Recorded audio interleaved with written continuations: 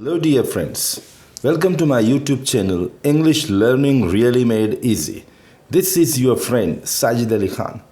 तो दोस्तों आज हम देखने जा रहे हैं अपना अगला टेंस जो कि है simple past tense. In this tense we will see affirmative that is also positive. फिर हम देखेंगे सिंपल पास्ट टेंस का नेगेटिव किस तरीके से बनाया जाता है. फिर हम देखेंगे सिंपल पास्ट टेंस में इंटरोगेटिव का फर्स्ट टाइप यानी कि यस नो क्वेश्चन. उसके बाद हम देखेंगे simple past tense interrogative type 2 यानी कि WH क्वेश्चन. और लास्ट में हम देखेंगे दोस्तों सिंपल पास्ट टेंस में इंटरोगेटिव नेगेटिव सेंटेंस किस तरीके से बनाया जाता है. तो आइए देखते हैं next point. Simple past tense affirmative और also known as positive sentence. देखिए दोस्तों ये बहुत ही सिंपल टेंस होता है. इसे इंग्लिश का सबसे सिंपल टेंस कहा जाता है. उसका रीज़न ये है कि इसमें सिर्फ वर्ब का सेकंड फॉर्म तमाम टाइप के प्रोनाउन या नाउन के साथ यानी कि सब्जेक्ट के साथ इस्तेमाल किया जाता है. जैसे सिंपल प्रेजेंट में हमने देखा था दोस्तों कि वहाँ हमको थोड़ी ज़्यादा झंझट का सामना करना पड़ा. हमें सफिक्स लगाना पड़ता है और ही शीट के साथ एक नाम के साथ लगता है, जबकि सिंपल पास्ट में हमें इस तरह की कोई भी झंझट नहीं है. कोई भी सब्जेक्ट आने दो, आई वी यू दे, अनेक वचन, ही शीट, एक वचन, सब के साथ हमको सिर्फ वर्ब का सेकंड फॉर्म इस्तेमाल करना है और कोई सफिक्स लगाने की आवश्यकता नहीं है. और सेंटेंस हम इस तरीके से कंप्लीट करते हैं. आई एट लंच एट 12:30 PM यानी मैंने अपना लंच 12:30 को खा लिया था. We ate lunch at 12:30 PM हमने अपना लंच 12:30 पे खा लिया था. You ate lunch and like this all the sentences you can make. Let us move to the next type simple past negative. तो दोस्तों सिंपल पास्ट टेंस में हम नेगेटिव सेंटेंस बनाने के लिए हेल्पिंग वर्ब के बाद नॉट का इस्तेमाल करते हैं. जैसे डिड के बाद नॉट. और एक बात और याद रखिए दोस्तों, जैसे सिंपल प्रेजेंट में हमारे पास दो हेल्पिंग वर्ब होते हैं, डू और डज, लेकिन सिंपल पास्ट में हमारे पास सिर्फ एक ही हेल्पिंग वर्ब है, डिड. तो और यहाँ पर आसानी हो चुकी है क्योंकि किसके साथ क्या लगाना, जो सिंपल प्रेजेंट में जो कन्फ्यूजन हुआ करता था वो सिंपल पास्ट में बिल्कुल नहीं होता है. डिड सबके साथ आता है और अगर नेगेटिव सेंटेंस बनाना है तो डिड के बाद नॉट लगाया जाता है. और एक बहुत ही महत्व की बात दोस्तों, यहाँ पर डिड के बाद कभी भी वर्ब का सेकंड या थर्ड फॉर्म इस्तेमाल नहीं होगा. ये मैंने नोट लिखा हूँ यहाँ पर, आप ध्यान से देखिए. After did never use V2 और V3 मीन्स सेकंड और थर्ड फॉर्म ऑफ वर्ब कभी भी इस्तेमाल नहीं होगा. अक्सर लोग यहाँ गलती करते हैं और वो डिड के बाद सेकंड या थर्ड फॉर्म का इस्तेमाल करते हैं. सेंटेंस ग्रामेटिकली रॉन्ग हो जाता है. तो याद रखिए दोस्तों, जैसे ही सेंटेंस में डिड आएगा उसके बाद वर्ब का हमेशा फर्स्ट फॉर्म होगा. अब हम इसके मीनिंग को देखते हैं. I did not eat lunch at 12:30 PM. पहले सेंटेंस में हमने देखा था कि वो कह रहा है मैंने 12:30 बजे लंच खा लिया. अब वो कह रहा है मैंने 12:30 बजे लंच नहीं खाया, नॉट लग चुका है. इसी तरह नहीं का मीनिंग हर टाइप के सब्जेक्ट के साथ जाएगा. Sara did not eat lunch at 12:30 PM. सारा ने 12:30 बजे लंच नहीं खाया है. ठीक है. आइए देखते हैं हम अगला tense simple past interrogative sentence. तो दोस्तों इंटरोगेटिव सेंटेंस में हमें दो टाइप मिलती हैं यहाँ पर, जैसा कि हम हर टेंस में डिस्कस करते आ रहे हैं. फर्स्ट टाइप है यस नो क्वेश्चन, जिसका आंसर यस या नो में दिया जा सकता है. और इसका स्ट्रक्चर है दोस्तों, डिड पहले आता है यानी कि हेल्पिंग वर्ब फर्स्ट, उसके बाद आता है सब्जेक्ट, फिर वर्ब का फर्स्ट फॉर्म और ऑब्जेक्ट. याद रखिए डिड के बाद कभी भी वर्ब का सेकंड या थर्ड फॉर्म इस्तेमाल नहीं होता है. देखिए स्ट्रक्चर इस तरीके से होगा. Did I eat lunch at 12:30 PM. क्या मैंने 12:30 बजे लंच खा लिया, यानी आप सवाल कर रहे हो. ठीक है. Did we eat lunch at 12:30 PM. क्या हमने 12:30 बजे लंच खा लिया. तो यहाँ आप गौर करोगे दोस्तों, ये सेंटेंस एक इंक्वायरी का है यानी कि इंटरोगेटिव है, इंक्वायरी कर रहा है. और एक थोड़ा सा इसमें गुस्से की झलक आती है, यानी कि कोई आपको शायद ये बोल रहा है कि आपने लंच खा लिया 12:30 बजे, लेकिन आप वो उसी को तो काउंटर क्वेश्चन कर रहे हो, क्या मैंने 12:30 बजे लंच खा लिया है तो इसका मतलब ये है कि आप थोड़ा गुस्से में हो। Did he eat lunch at 12:30 PM, क्या उसने 12:30 बजे लंच खा लिया। तो इस तरह के सेंटेंस हम बनाते हैं। स्ट्रक्चर को याद रखिए, हेल्पिंग वर्ब एक ही है सिंपल पास्ट में, वो है डिड, वो पहले आ जाएगा और किसी भी किस्म के सब्जेक्ट के साथ सिर्फ डिड का ही इस्तेमाल होता है और वर्ब का फर्स्ट फॉर्म लगाया जाता है और एंड में क्वेश्चन मार्क की हुई इंटरोगेटिव है। आइए हम अगली टाइप की तरफ चलते हैं। यह है दोस्तों सिंपल पास्ट इंटरोगेटिव नेगेटिव। अब इसमें ध्यान दीजिए, ये क्वेश्चन तो है लेकिन क्वेश्चन में नहीं का वर्ड यूज़ हो रहा है। सेम स्ट्रक्चर है, डिड के बाद सब्जेक्ट और उसके बाद नॉट और वर्ब का फर्स्ट फॉर्म। जैसे did I not eat lunch at 12:30 PM, यहाँ पे थोड़ा ज़्यादा गुस्से की बात हो रही है दोस्तों, क्योंकि कोई आपको शायद बिलीव नहीं कर रहा है, तो आपने उसको थोड़ा तेज़ अंदाज में, तो थोड़ा गर्मी के तेज़ मिजाज से आप उसको बात कर रहे हो। Did I not eat lunch at 12:30 PM, यहाँ आप ये साबित करना चाह रहे हो कि आपने 12:30 को ही लंच खा लिया था, लेकिन कोई उसको यकीन नहीं कर रहा है, तो आप फिर बोल रहे हो क्या मैंने नहीं खाया था 12:30 बजे lunch. Did we not eat lunch at 12:30 PM, क्या हमने 12:30 बजे लंच नहीं खाया था। Did they not eat lunch at 12:30, क्या उन्होंने 12:30 को लंच नहीं खाया था। इसी तरह इन सब के साथ हम इसका इस्तेमाल कर सकते हैं। डिड ही नॉट ईट, क्या उसने नहीं खाया था। डिड शी नॉट ईट, ये फीमेल के लिए इस्तेमाल होता है, क्या उसने 12:30 को लंच नहीं खाया था। डिड सारा नॉट ईट, क्या सारा ने 12:30 को लंच नहीं खाया था। तो इस तरह के सेंटेंस भी हम पूछते हैं दोस्तों किसी भी कन्वर्जेशन में। आइए अब अगला टाइप देखते हैं, सिंपल पास्ट का इंटरोगेटिव सेंटेंस टाइप 2। टाइप 2 में होता है दोस्तों WH क्वेश्चन। ये हमें पता है, ये WH वर्ड से शुरू होता है या कभी हाउ से भी शुरू हो सकता है और इसका मतलब है कि ये ज़्यादा डिटेल में इंक्वायरी करता है। इसका आंसर हम यस या नो में नहीं दे सकते। देखिए पहला है व्हाट, जो चीज़ों के लिए इस्तेमाल होता है।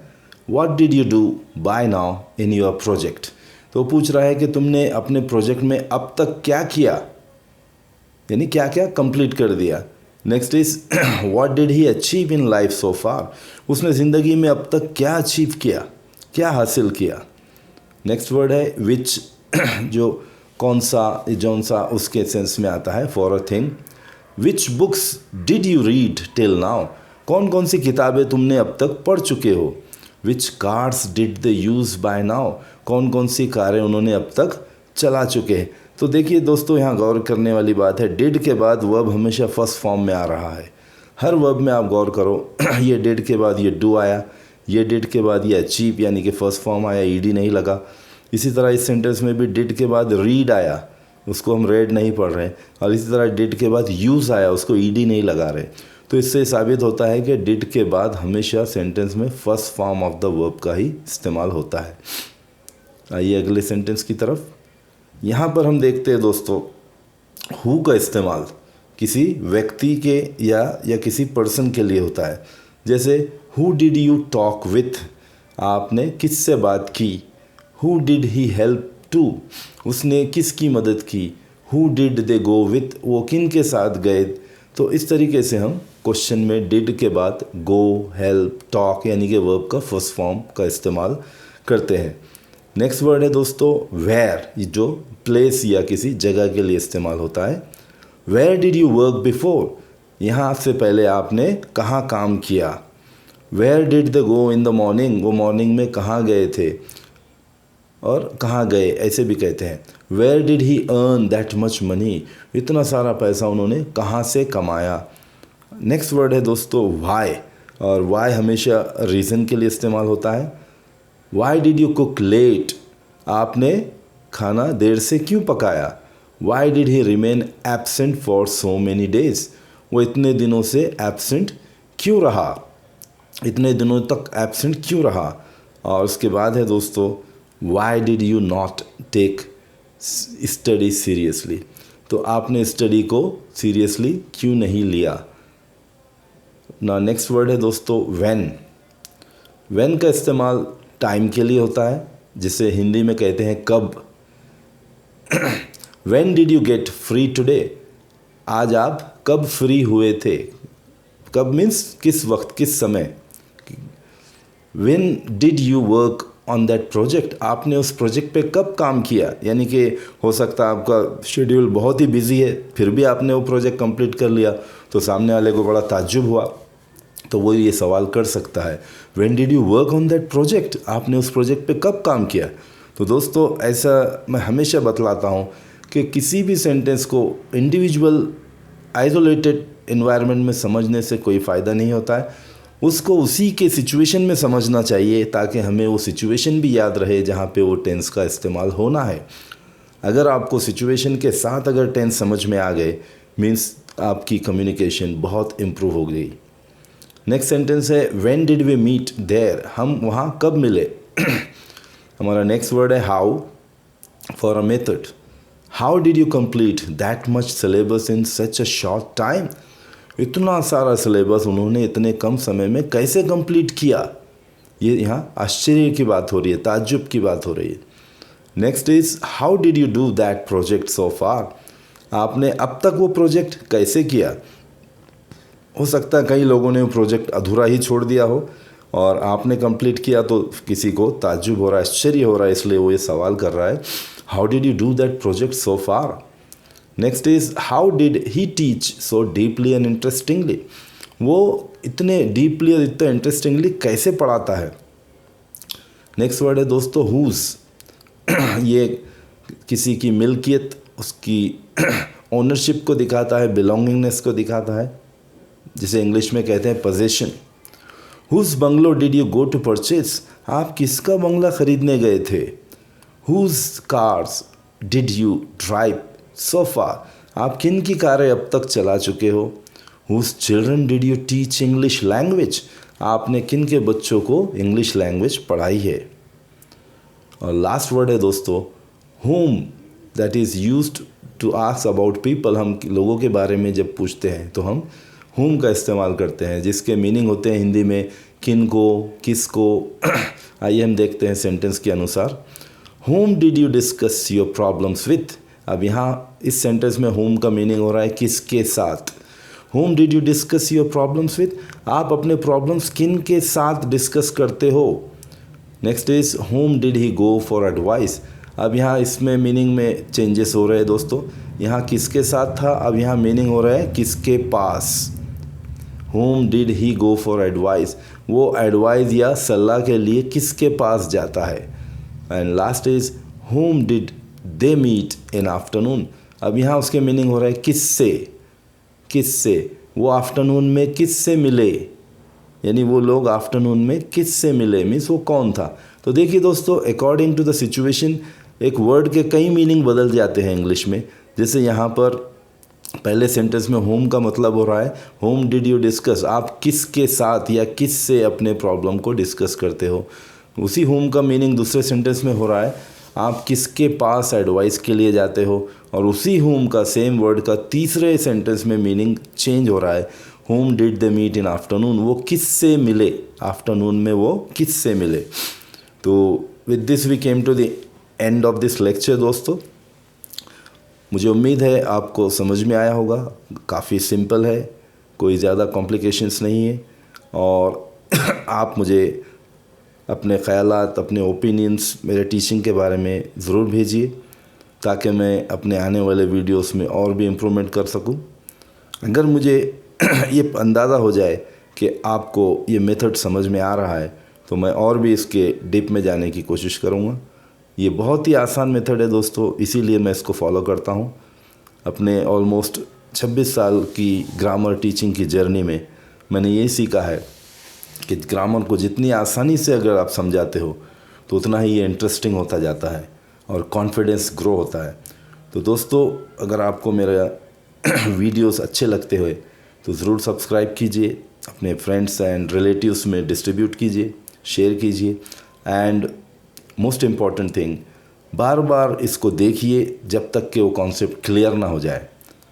And thank you so much for giving your precious time. God bless you all. Take care. Bye bye.